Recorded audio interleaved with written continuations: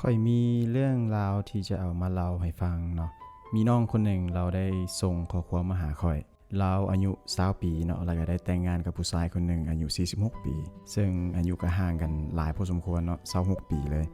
น้องคนนั้นบอกว่าผู้ชายคนนั้นมีเพียบพร้อมทุกอย่างเนาะสามารถเลี้ยงดูเขาให้ความสะดวกสบายแก่ครอบครัวได้ดีเลยแหละแต่ในทางตรงกันข้ามเนาะเขาพันยังเฮ็ดนิสัยติดลิ้นติดกินยังนอกใจนอกกายทุกเทื่อที่ออกจากบ้านน้องเราก็เลยมีความคิดเนาะว่าถ้าหากเราจะเลิกเราก็ย่านเลี้ยงลูกคนเดียวบ่ไหวเพราะว่าลูกก็ยังน้อยภาระหลายแน่แต่ก่อนเราเคยเป็นครูสอนเนาะแต่ว่าพอได้มาแต่งงานแล้วก็มีลูกแล้วก็บ่ได้ไปเวียกอีกเลยทุกมื้อนี้น้องเราได้ทนอยู่กับสถานการณ์แบบนี้ไปทุกมื้อเลยเนาะถ้าหากบ่อดทนแบบนี้ก็อีโตนลูกแล้วก็คิดหนักเพราะว่าต้องยอมทนอยู่ในสถานการณ์แบบนี้เพื่ออนาคตที่ดีของลูกในมื้อหน้าซึ่งในเมื่อค่อยได้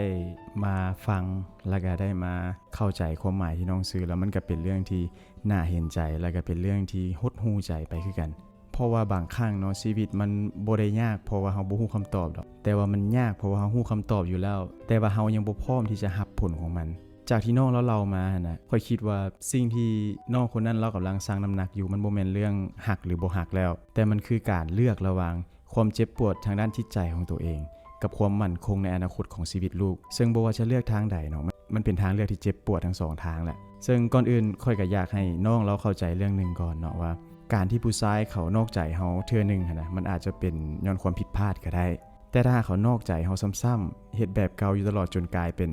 รูปแบบในการใช้ชีวิตแบบนึงแบบนั้นนะนั่นคือตัวตนที่เขาเลือกจะเป็นแล้วแหละมันบ่แม่นความผิดพลาดแล้วซึ่งถ้าหากเฮายังใช้ชีวิตอยู่กับความหวังว่าจากมือเขาจะเปลี่ยนแปลงเพื่อเฮานะมันเป็นเรื่องที่เสี่ยงอยู่พอสมควรแหละเพราะถ้าหากตลอดเวลาที่ผ่านมาเขาบ่ได้แสดงให้เห็นว่าเขาจะเปลี่ยนแปลงอีหลีนะมันเป็นเรื่องที่ยากอ้ายก็บ่ได้อยากให้ไผไปตัดสินหรือว่าบอกน้องให้ว่าเลิกเลยปะเลยเพราะว่าคนที่บอกหรือว่ากำลังเบ้าอยู่นั้นเขาบ่ได้เป็นคนที่จะมารับผิดชอบค่าใช้จ่ายทุกเดือนให้น้องและก็บ่ได้เป็นคนที่ต้องรับภาระทั้งหมดหลังจากเมื่อที่ปะหรือว่าเลิกกันดังนั้นเนาะสิ่งทำอิฐที่อ้ายอยากให้น้องถามตัวเองมันบ่แม่นว่าเฮาจะทนอยู่ต่อหรือว่าเฮาสิตัดสินใจปะแต่คำถามที่อ้ายอยากให้น้องตั้งก็คือว่าถ้าหากมื้อนี้เฮาต้องอยู่คนเดียวดูแลลูกนะเฮาพร้อมหลายส่ำใดเฮามีรายได้บ่มีเวียกที่สามารถกลับไปเฮ็ดคืนได้บ่เพราะว่าการตัดสินใจด้วยอารมณ์อาจจะเฮ็ดให้เฮาหลุดจากปัญหานึงแต่กลับต้องไปเจอกับอีกปัญหาที่หนักกว่าก็ได้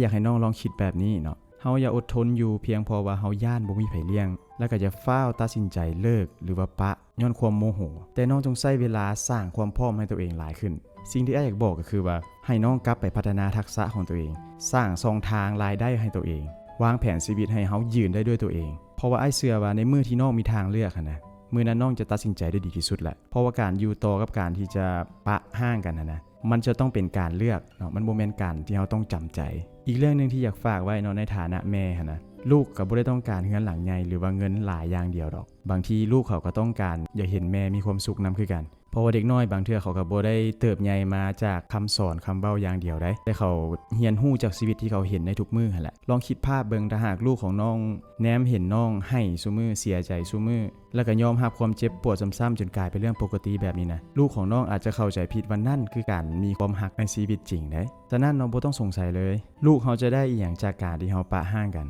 แต่ลองถามตัวเองคืนว่าลูกเฮานี่นะกำลังเรียนรู้อีหยังจากการที่เฮาอยู่แบบนี้สุดท้ายแล้วเนาะอ้ายเองก็บ่กล้าบอกน้องดอกว่าน้องควรจะเลิกควรจะปะหรือว่าควรจะอยู่ต่อแบบนั้นแต่อ้ายอยากบอกว่าเฮาบ่อาจสามารถฝากอนาคตทั้งชีวิตของตัวเองนี่นะไว้กับการที่หวังว่าจะคนนึงจะเปลี่ยนแปลงเพื่อเฮาแต่ว่าน้องต่างหากที่สามารถสร้างตัวเองมีรายรับได้เฮ็ดให้ตัวเองมีทางเลือกให้ได้ก่อนแล้วค่อยตัดสินใจเพราะอ้ายเชื่อเนาะว่าผู้หญิงที่เข้มแข็งที่สุดนะบ่แม่นผู้หญิงที่อดทนเก่งที่สุดดอกแต่คือผู้หญิงที่สามารถดูแลลูกคนเดียวได้ถึงแม้ว่าสิบ่มีสามีหรือว่าบ่มีผัวดูแลก็อย่า